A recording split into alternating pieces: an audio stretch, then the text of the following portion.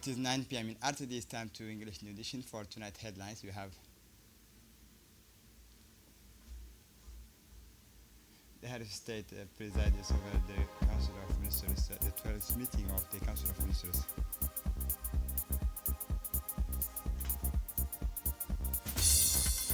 For the international scene, more than 60 organizations calls on the EU to hold Israel to account.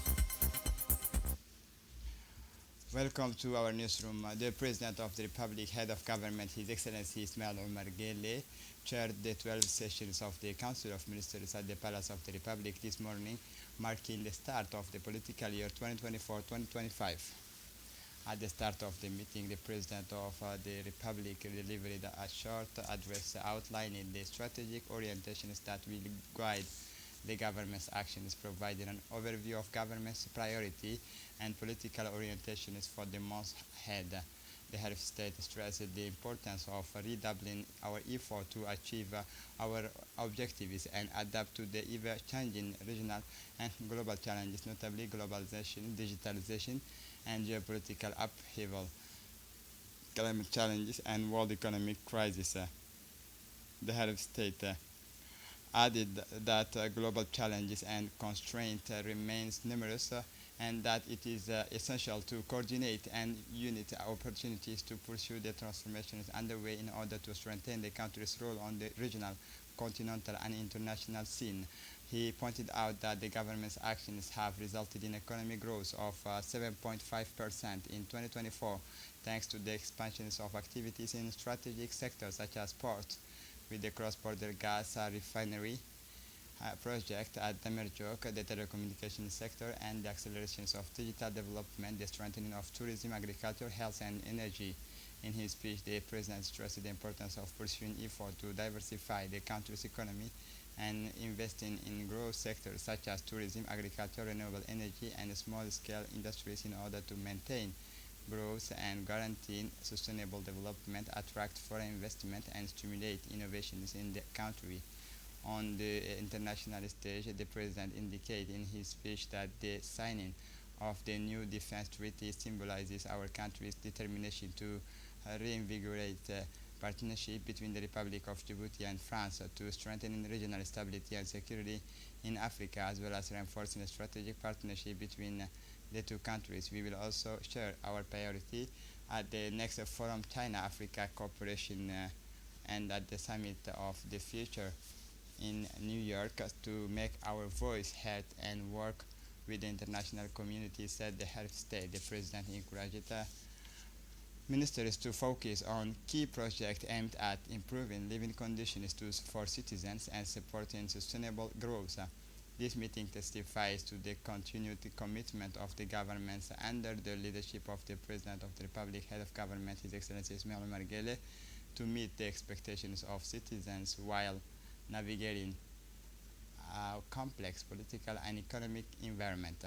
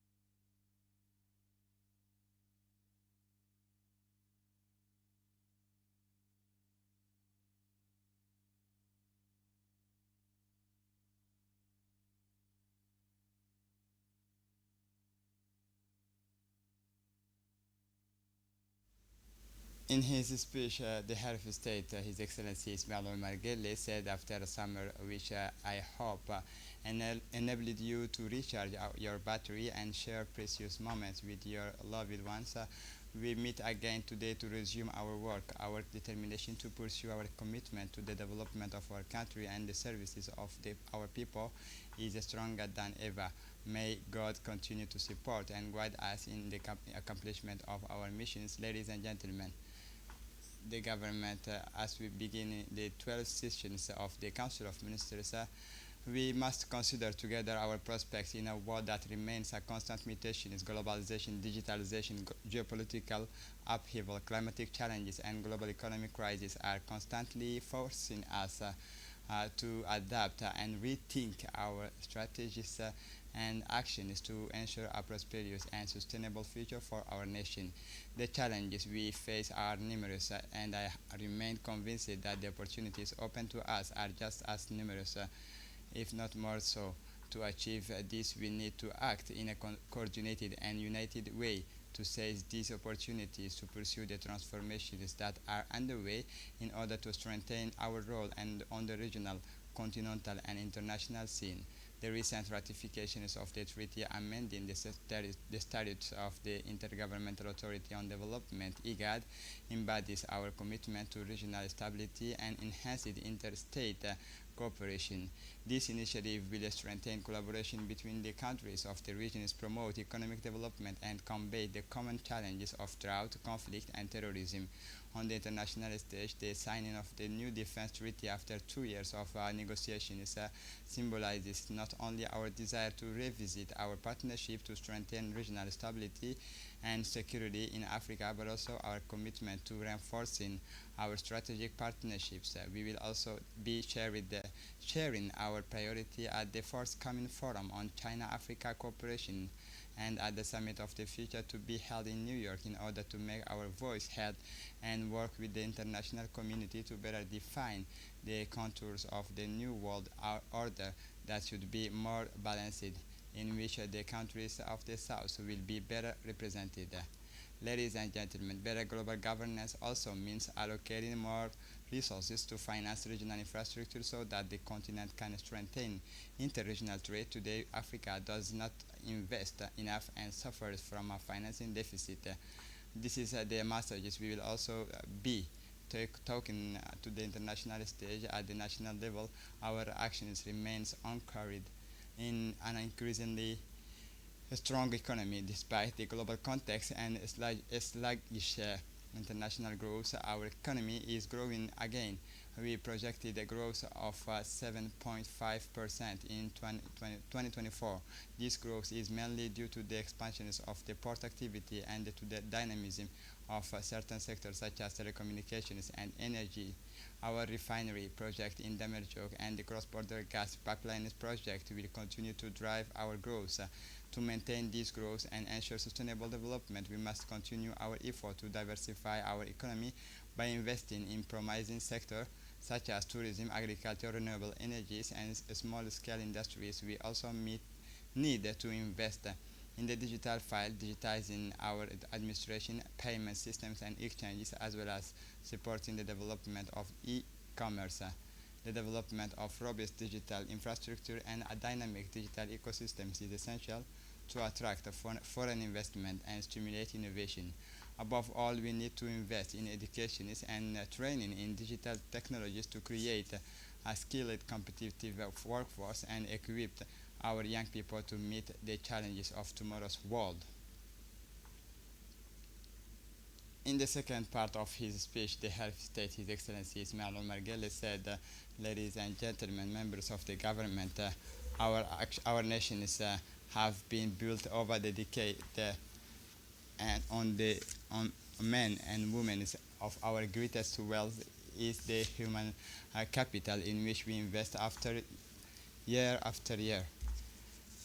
The obstacles to women's full participation in all aspects of society, promote women's economic empowerment, and eradicate gender-based violence. We also need to significantly reduce discrimination based on gender and disability.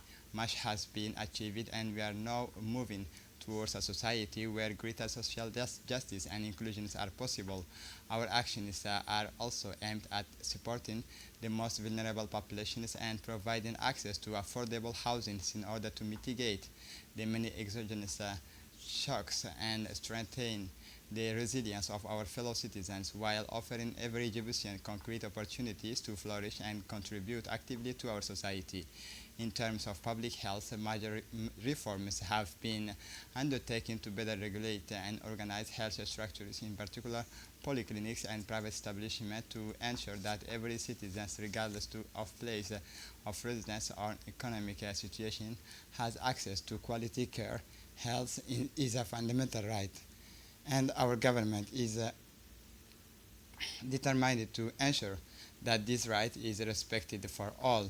Our vision of development cannot be limited to the social economic dimensions. Today's globalization certainly brings benefits to our populations, but it also undermines our national foundations and identity, which are currently being put to their test. It is our duty to protect and enhance what has made us strong and unique regions.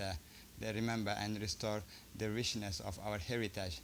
That's why National Heritage Week, which takes place in December, is a celebration of our heritage. This event will be an opportunity to reaffirm our commitment to protecting and promoting our heritage by placing it at the heart of our national identity. The transfer of the public archives of the entire administration to the National Archives at the beginning of December will complete this process, ensuring that our collective memory remains alive and accessible for future generations. Ladies and gentlemen, our opportunities are immense and hopeful, and invite us to work together in unison to serve our countries with the same determination, patience, and sense of duty that have always guided our steps. Thank you for all. And concerning under the chairmanship of His Excellency Ismail Omar Guelleh, President of the Republic, Head of Government, the 12th sessions of the Council of Ministers took place this Tuesday, August 27, 2024.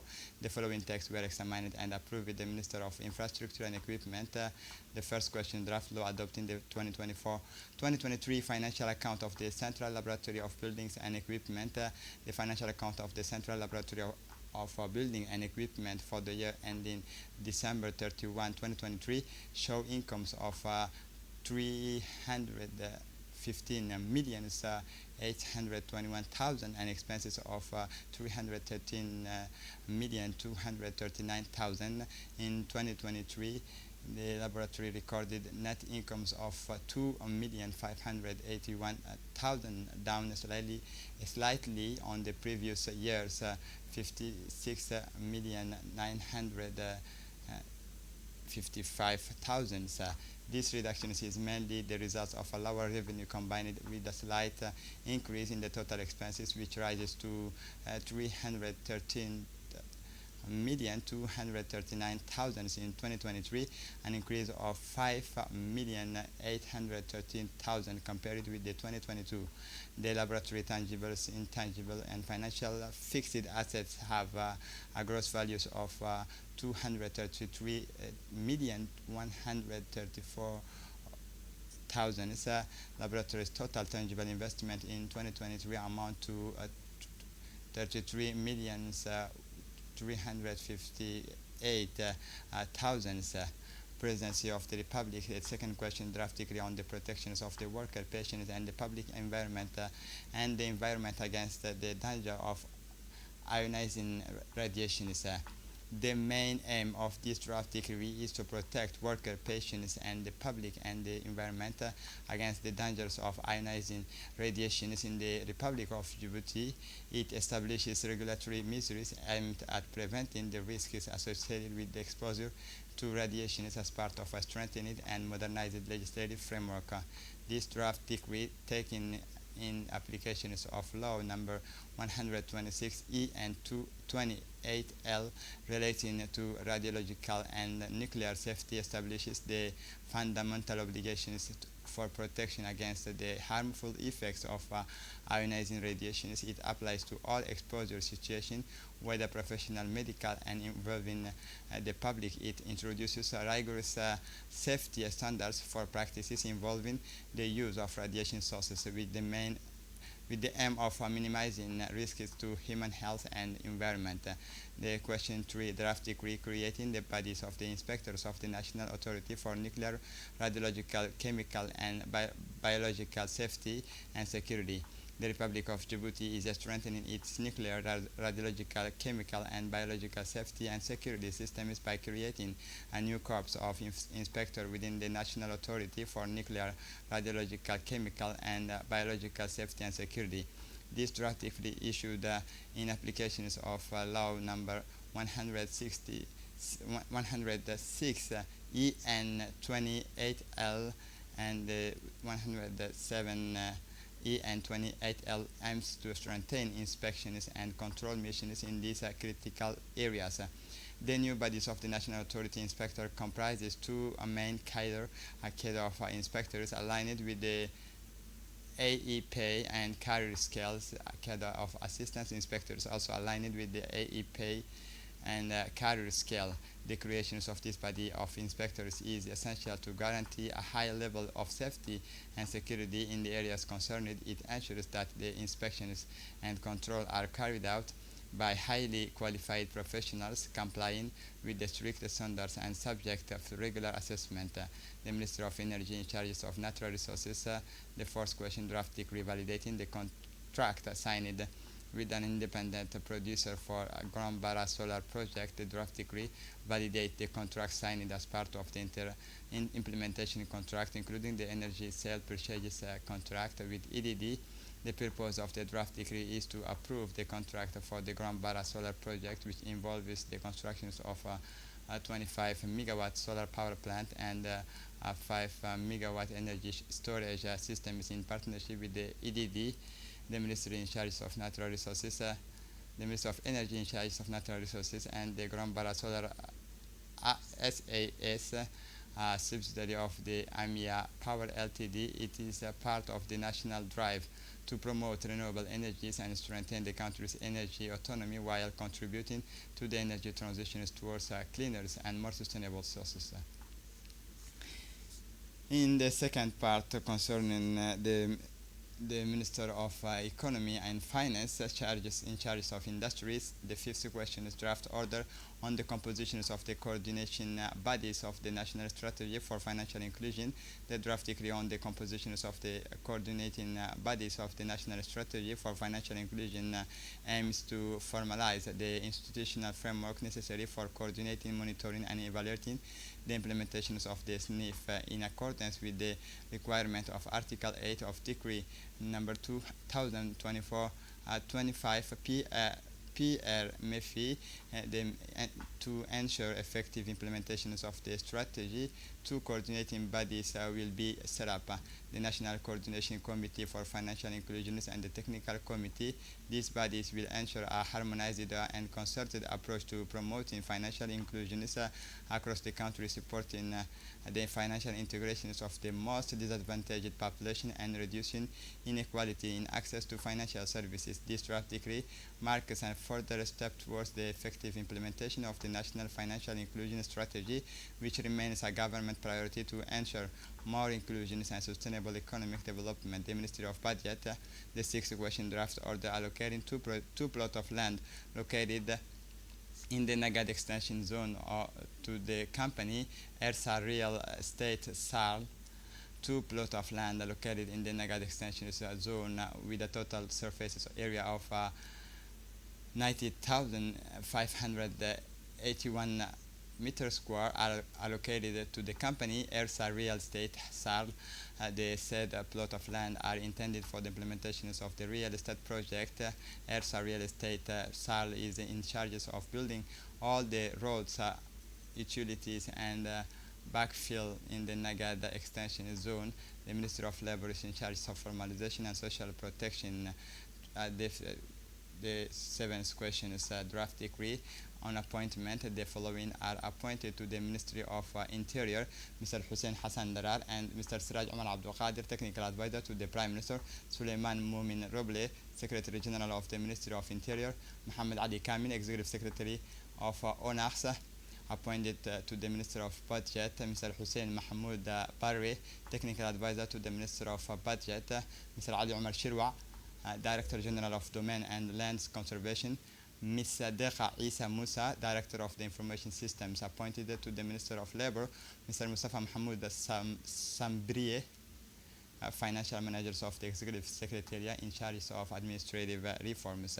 Communication: the Minister of Health made presentations on monkeypox, also known as mpox. This viral zoonosis caused the mpox virus can occur via the human-to-human route as a result of exposure to infected animals and contaminated materials.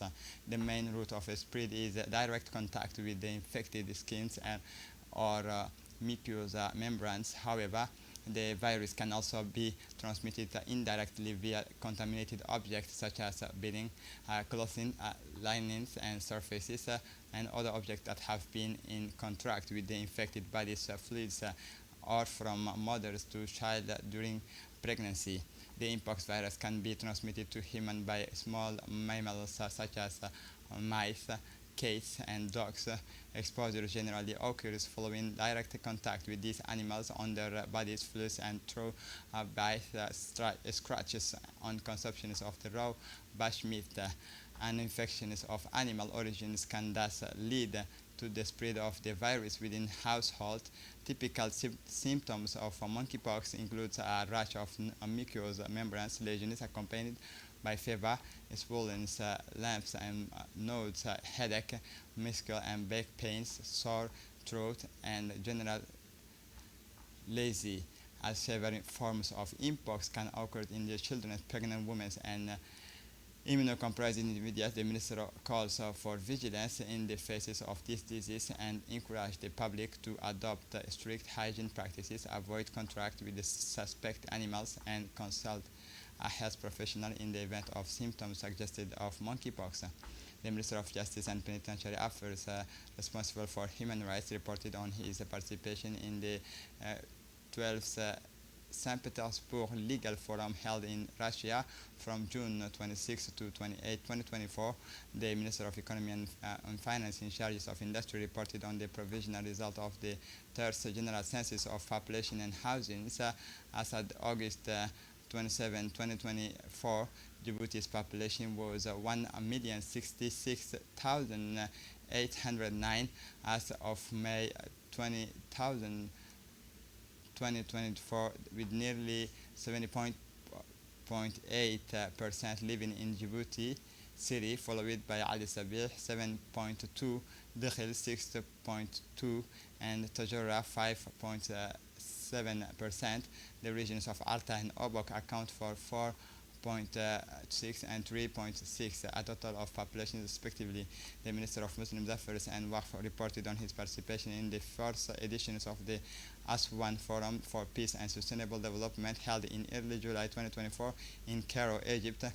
The Minister of Energy in charge of natural resources reported on his official visit to Cairo, Egypt on August 24, 2024. During this visit, the minister held bilateral talks with the Egyptian counterpart in charge of electricity and natural resources on strengthening energy cooperation between the Republic of Djibouti and Egypt.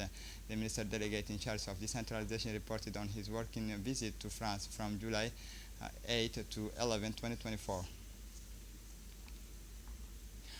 On the morning of August 21, 2024, the Djiboutian delegation attended the commemorations of the 40th anniversary of the National People's Congress, joining the Interparliamentary Union of the opening ceremony of the 6th Seminar for Parliamentarians from Developing Countries at the Great Hall of the People in Beijing. President Zhao Leji, chairman of the Standing Committee of the National People's Congress, delivered a speech entitled Uniting, Cooperating, Carrying Forward the Past, and Forging Ahead to the Future, gathering powerful forces to build a community with a shared future for mankind.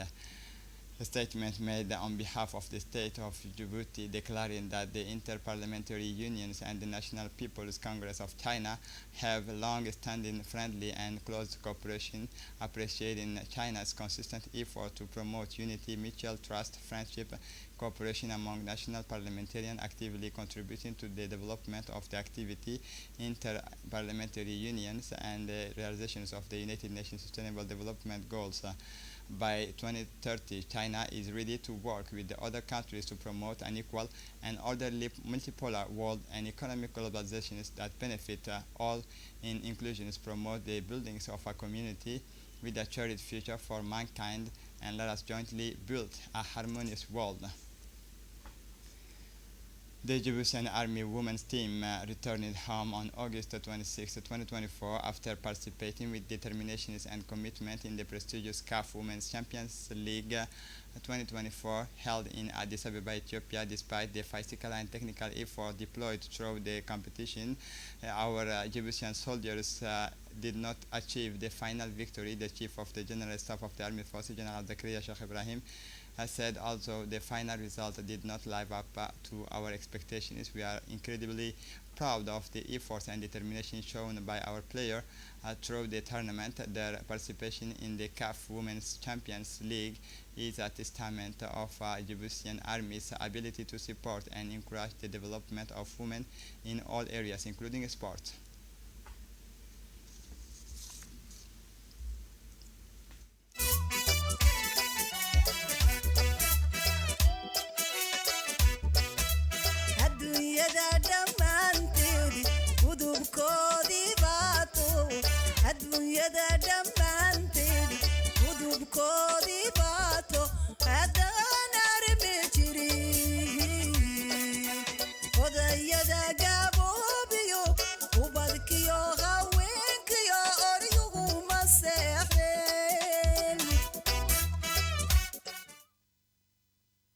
The summer sport activity finals at the King Fahd Complex last night. The King Fahd Complex hosted a sport evening that marked the end of the summer sports activity. Two major finalists were on the program, pitting the best volleyball and basketball teams in the competition against each other.